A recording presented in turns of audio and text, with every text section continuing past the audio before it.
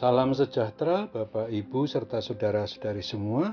Untuk mengawali renungan tentang firman Tuhan ini, mari kita bersatu di dalam doa.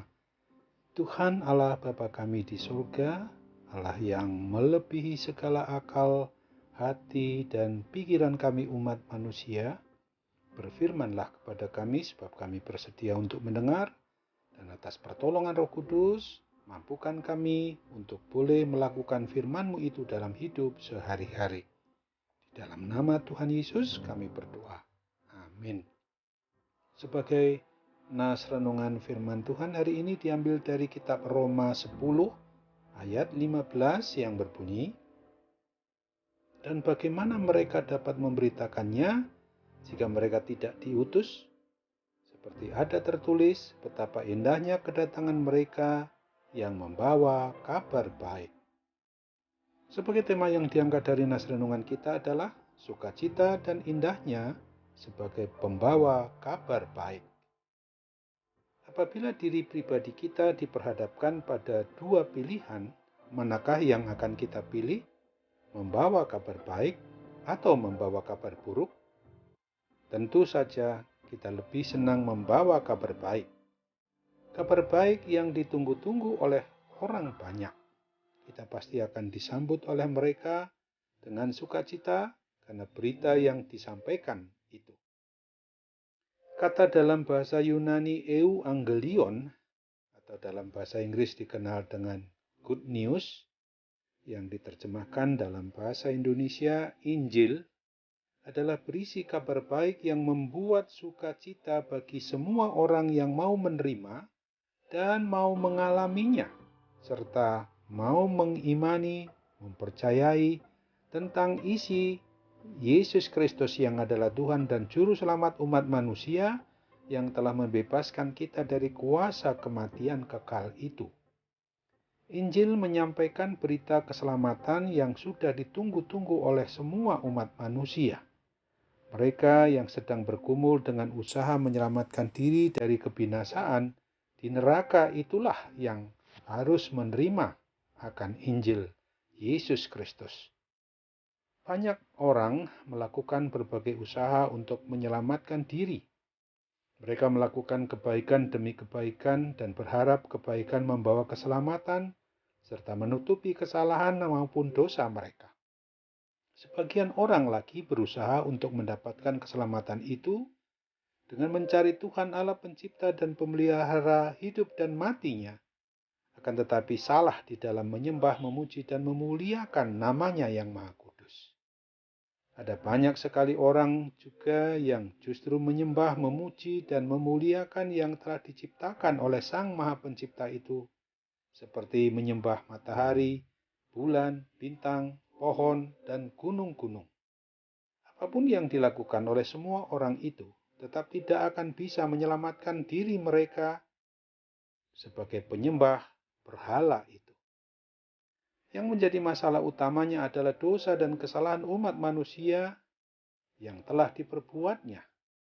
Dosa sedikit pun tidak akan bisa membawa manusia masuk ke dalam kerajaan surga, tempat kehidupan yang kekal itu. Surga adalah kudus dan dosa adalah suatu kenajisan di hadapan nama Tuhan Allah Bapa yang Maha Kudus.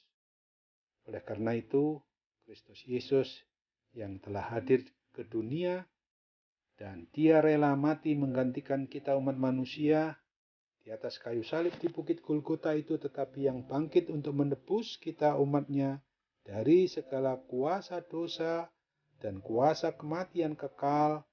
Berita baik bagi umat manusia ini sungguh memang harus dapat dicerna, diterima, dialami, diimani, dipercayai.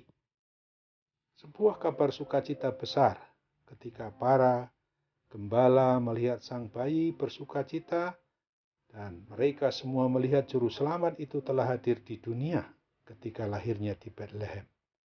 Tuhan Yesus Kristus merelakan dirinya untuk menggantikan kita di atas kayu salib di Bukit Golgota itu, di mana darahnya dicurahkan untuk menebus manusia dari hukuman dosa yang akan diterima oleh manusia, tapi digantikannya, dibebaskannya Dengan kebangkitan Kristus, itulah puncak penyelamatan, bahwa di dalam Kristus ada kemenangan atas kuasa maut, kuasa kematian kekal itu.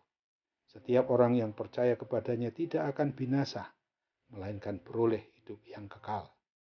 Sesungguhnya jika kita sudah merasa diselamatkan, bahwa dengan cara itulah mari kita membagikan kabar baik, berita sukacita keselamatan itu. Banyak orang merindukan berita Injil, mungkin saja ada di lingkungan keluarga terdekat dari diri kita, sahabat, teman, atau orang-orang yang selama ini bekerja sama dengan kita. Oleh sebab itu, berdoalah dan nyatakanlah kasih kita kepada mereka. Ketika kita sudah mengambil bagian menyampaikan kabar baik, maka selanjutnya biarlah Roh Kudus yang berkarya, bekerja, mengubah mereka yang telah mendengar kabar baik melalui sikap, tingkah laku, dan perbuatan kita. Apa yang kita lakukan tidak akan menjadi sia-sia, karena sungguh indah kedatangan setiap orang yang mau membawa kabar baik, membawa berita Injil Yesus Kristus yang menyelamatkan itu. Amin. Mari kita kembali bersatu dalam doa. Tuhan Allah Bapa di surga, terima kasih untuk firman Tuhan yang boleh mengingatkan kami kembali selaku orang Kristen, selaku umat yang beriman percaya kepadamu, bahwa adalah sukacita besar dan indahnya sebagai mana yang boleh kami terus tampilkan melalui sikap dan tingkah laku kami untuk merasakan betapa indahnya sebagai pembawa kabar baik melalui kehidupan kami sehari-hari tentang kemenangan yang dialami oleh umat manusia oleh kebangkitan-Mu, setelah Engkau juga rela mati menggantikan kami di atas kayu salib di Bukit Golgota.